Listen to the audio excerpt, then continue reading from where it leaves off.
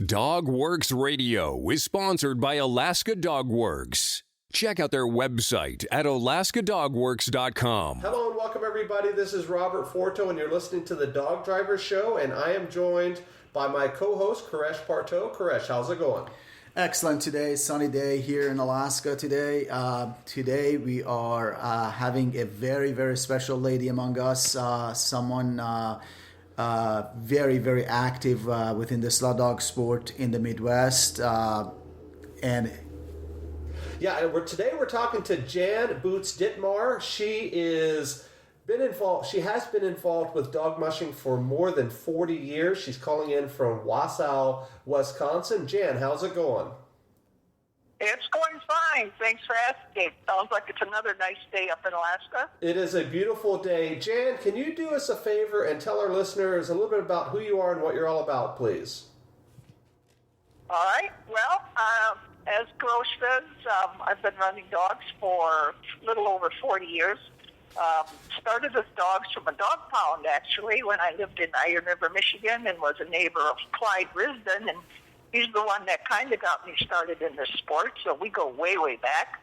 I've run classes everywhere from, in the old days of running the 3-5-7 class.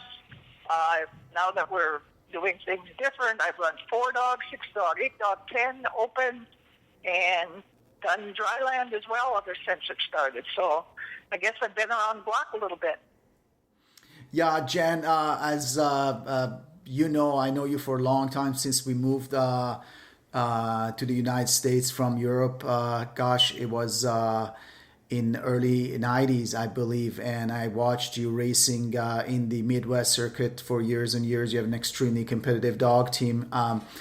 Tell me a little bit about the evolution of this sport since those days. Well, I guess I was one of the lucky ones that was around in the heyday when there was a lot of money in dog mushing. Dog food companies stuck a lot of money into purses. $10,000, $20,000 purses were kind of common, and a lot of mushers.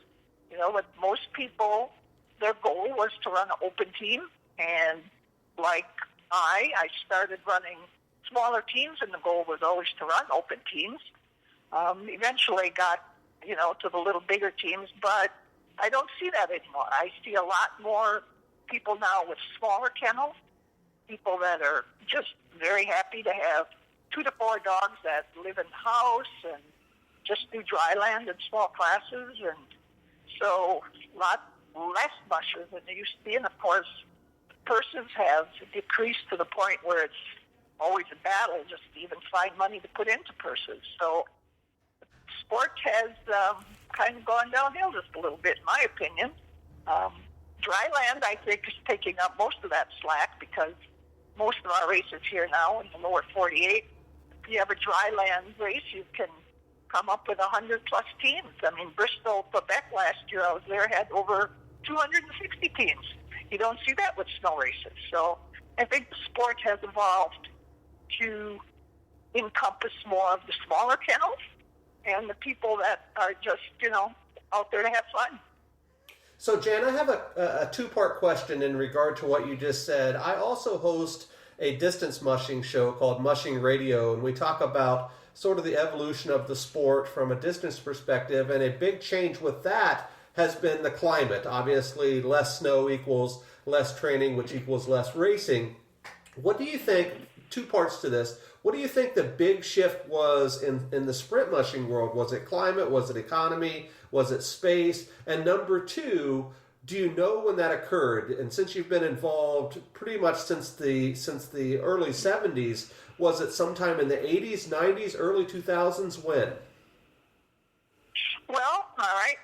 First of all, distance mushing, a little bit different than what I do. I do the sprint mushing. But I think it's all of the above things you just talked about. I mean, when you have sponsors who want to put on a race, whether it's a distance race, whether it's a sprint race in the wintertime, and they stick money into advertising and into a purse, and then the weather changes where we have ice or we don't have enough snow, you can't expect those organizations to keep sticking money into advertising and coming up with volunteers and people and then not have a race. That happens a couple of years in a row and they get discouraged and we lose them, and you can't blame them one bit. So I believe the global warming has affected mushing quite a bit, actually.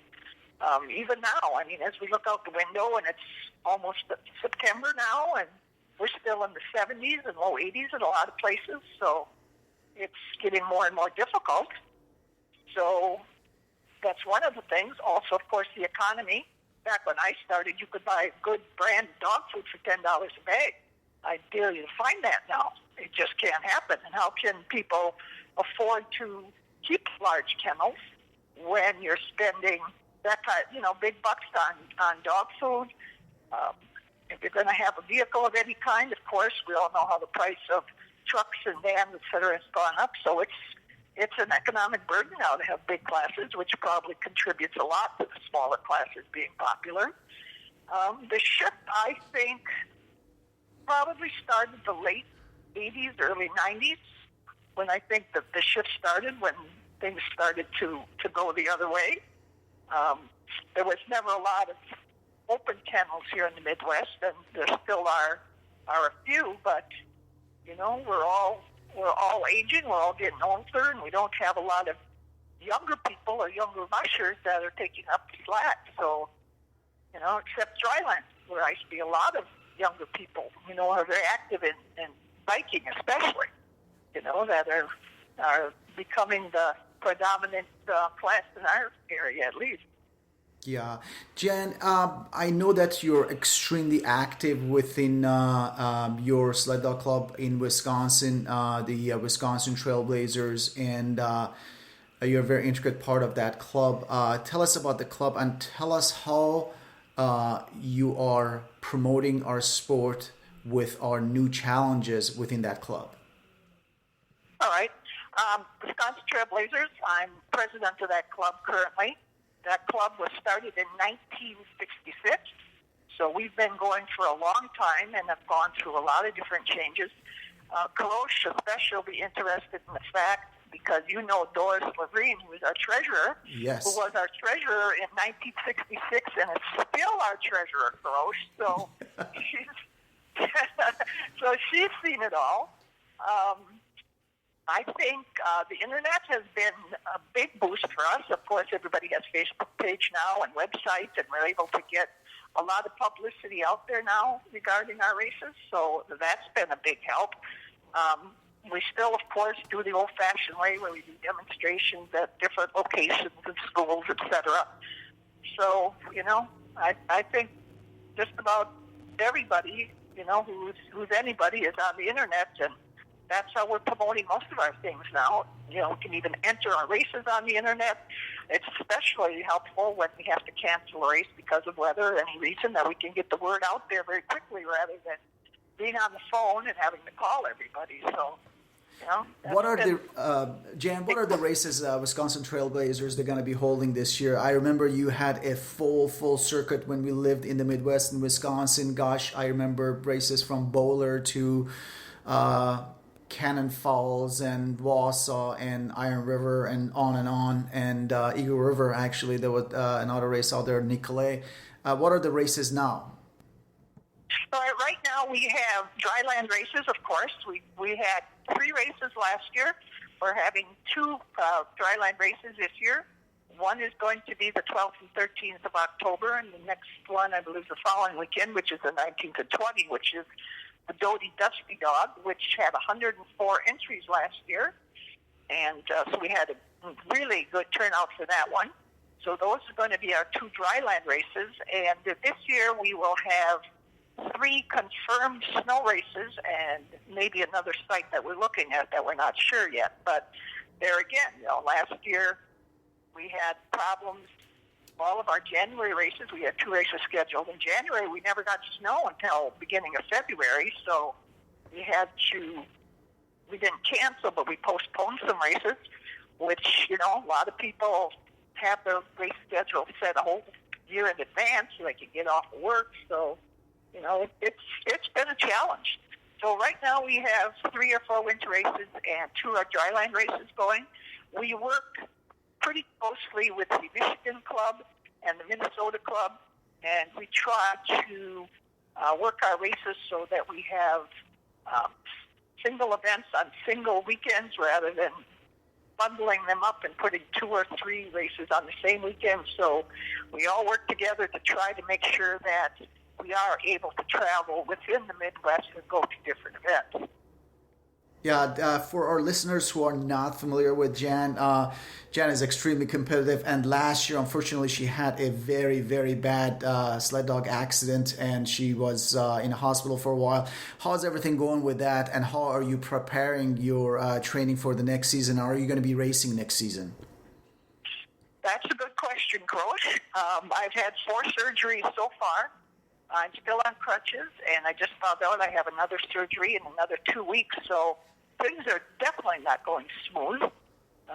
We are certainly probably not going to be doing any dry land this year. I don't see that happening because we should have been training by now if we're going to be doing dry land.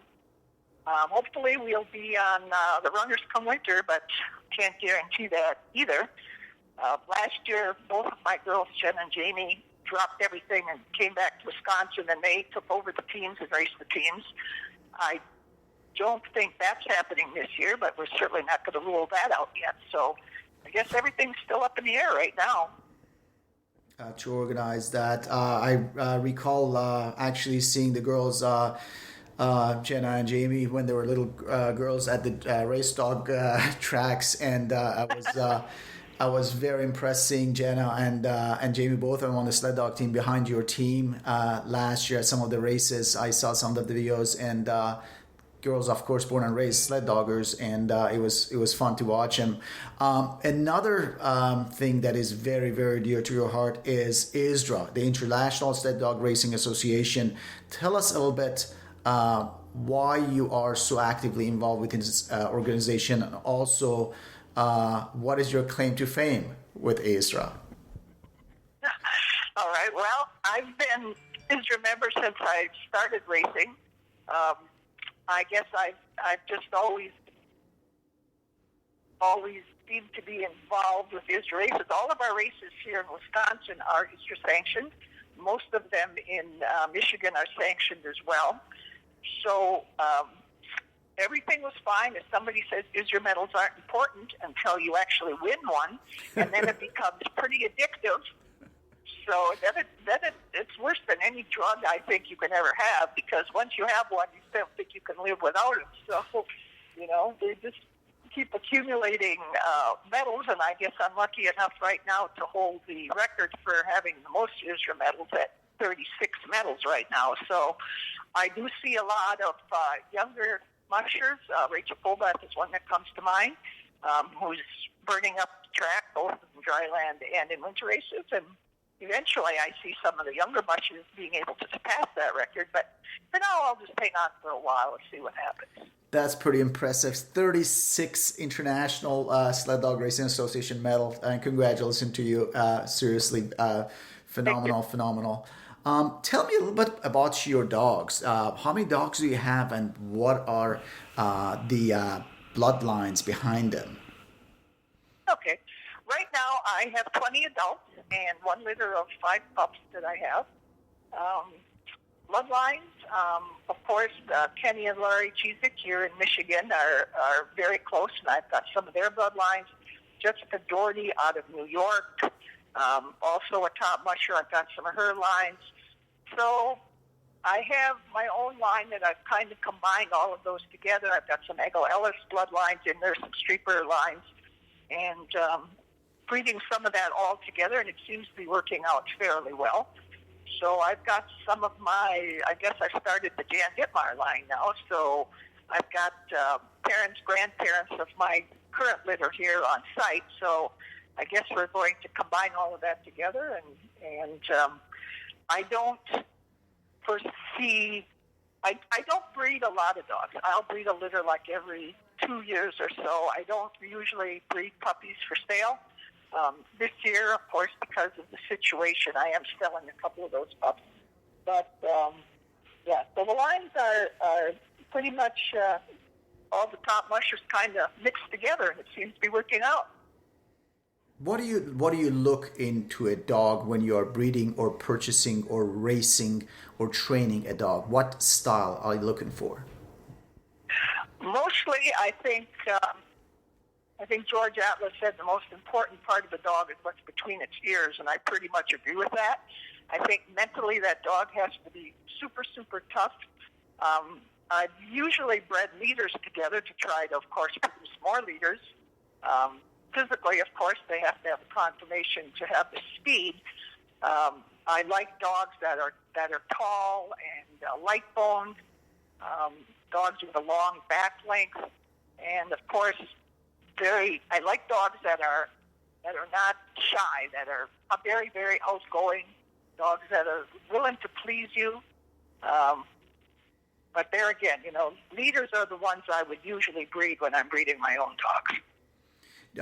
We interviewed other athletes from Europe who were telling us this style of dog in Europe and in Alaska, they're different. Our dogs are different because of our trails are different and our conditions and distances are different.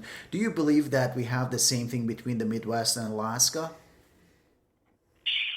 Well, I think right now the people have been breeding dogs. There's a lot of dogs from Alaska that wind up down here, and some dogs from the Midwest that wind up down there. I think the bloodlines themselves are getting to breed pretty common. Everybody wants the fast dog from the top kennels. That don't make sense. I think the training conditions, of course, are much, much different. And I've lived in Alaska, so I know speed is very important up there. I'm talking about the winter races now. The trails are usually well-packed. The trails are hard and they're fast. Down here in the Midwest, you don't always see that. Most of the time, our trails are soft. Sometimes they're punchy because of the weather. So I think the training is a little bit different. We do a lot more conditioning runs rather than speed runs, I think, down here. When I moved to Alaska, I had what I thought was the top team, and I was going to go up there and just kick some super butt. And it took 2 whole years for my dogs to adapt to the trail conditions up there. They just were not used to the fast speeds that they could get on those trails. So it's a little bit different ball game, but I think the bloodlines themselves are pretty common now. I mean, you could pretty much pick up any bloodline you want from just about anybody. Do you think that the dryland races are changing the style of the dogs currently? Yes, definitely. I've raced 4 and 6 dog rigs. The dogs are taller, they're heavier, they're bigger. I mean, they only have to go maximum of 2.5 to 3 miles. That's all the faster they have to go. So the taller dogs, the dogs that can stretch out, the dogs that have a long gait, definitely are the ones that you would need for dryland. But because they're running them at those short distances, I don't think you can take that same dog and do very well in, say, definitely not in a 10 or open team for sure, maybe in a 4-dog team or a 6, but I have a specialty dog that I have just for dryland, and they'll do well in 4-dog, but I cannot take those same dogs and run 10. So it's almost like you have to breed for the class that you want to dominate. So it's a little different. It's interesting. That's what was my next question. You answered my question before I asked it. I was asking if you have a 2 different team for your 4-dog cart running 2.5 miles or 2 miles full blast, and a 10-dog team running 10 or 12 miles. But you do that. Right. I completely understand. Totally different. Dogs are big and they're just going to give everything for 3 miles. But you take that same dog and he tries to do that in a snow race when you're going 10, it's just not going to work. Yeah, absolutely. Jan, do you have any sponsors, any supporters that you want to thank during our show? We have tons of people, thousands of people listening to this show, and it's a great opportunity to thank your sponsors. All right, thanks. I appreciate that. National Pet Foods has been with me for many, many years. All of my dogs I have here now that I've raised from pups, I've raised on National Pet Foods, and they've been very good to me. I need to thank them. Clyde Liston, as we discussed earlier, use mostly his equipment, and Clyde has been my friend and mentor for years. I need to thank Clyde Risden. And I have a good friend in Minnesota, Claire Seekins, who was a distance musher for a few years, and she's been my go-to person when I need to discuss bloodline. She's very good on breeding and bloodline, so I want to thank her as well. And, of course, Dwayne, Jen, and Jamie, who are supporting my habit right now as I sit here in my chair with crutches and look around. So I need to thank all of them as well.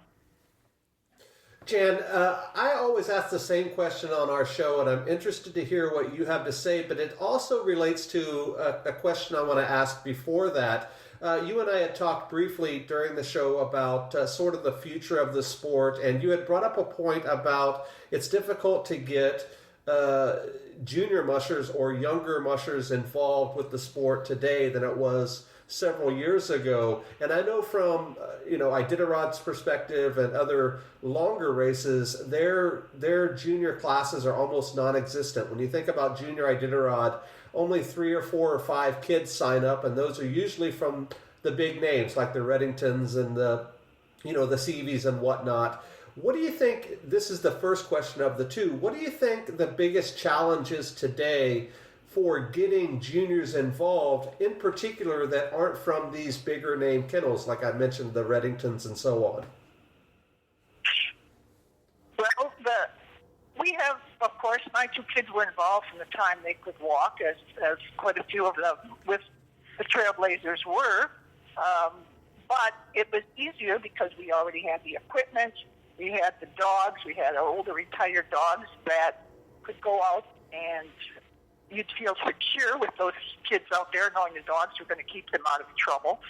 Someone who does not come from that kind of a sled dog background is going to have to find a musher or somebody to work with. Of course, that's going to entail the parents being super involved and driving that child to the kennel and working with them. And kids have so many things going on now with sports and everything else that I think they have so many things on their plate that parents who are not kennel people probably are going to just think it's just one more thing that's way too time-consuming for them. So it's going to be a real challenge. I mean, we've tried things like having seminars where we invite kids to come, and the kids love the dogs and they love being involved, but to find the time to do it correctly, to train, to learn all about how to take care of dogs, that's a whole different ballgame. And it's difficult. I mean, when my kids were younger, we had 12 or 13 junior mushers, and they raced together every weekend, and they became good friends. Now we probably have, if we have 2 that show up at our races in the wintertime, that's correct. Dryland is a little different because you can get some of those kids who do junior canicross, which, goes a mile, and they could take Fido, golden retriever that sleeps on the bed with them and just run with it.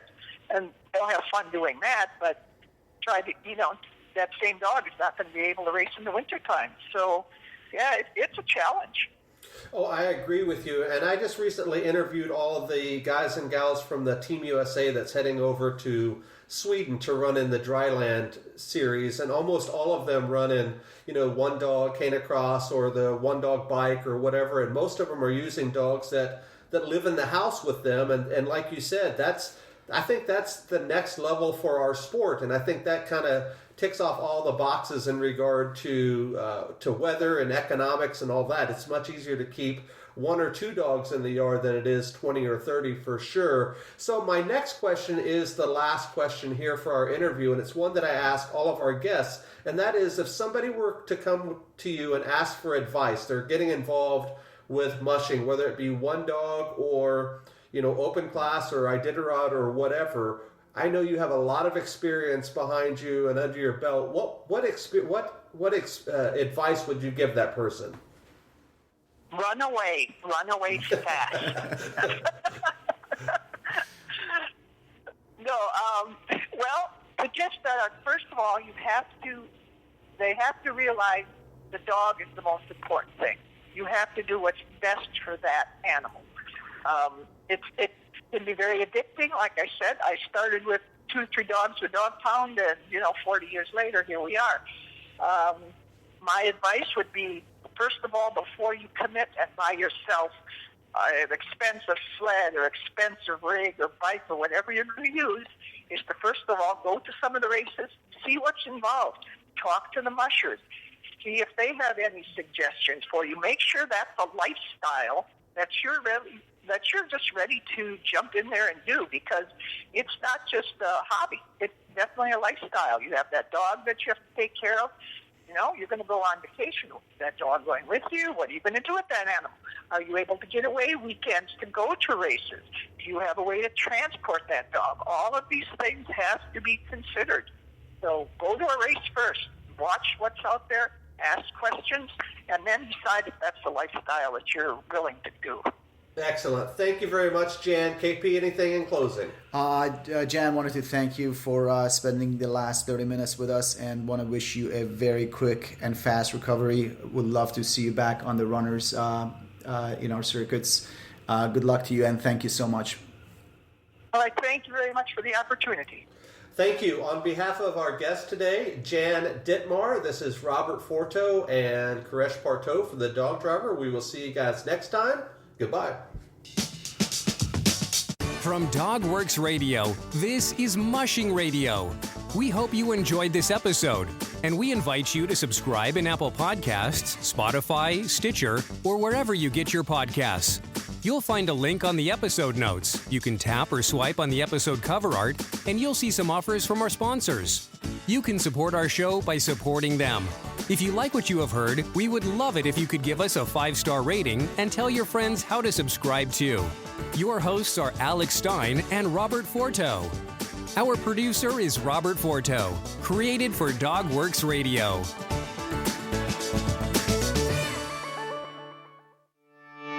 Did you know that Alaska Dog Works trains service dogs for those in need throughout North America?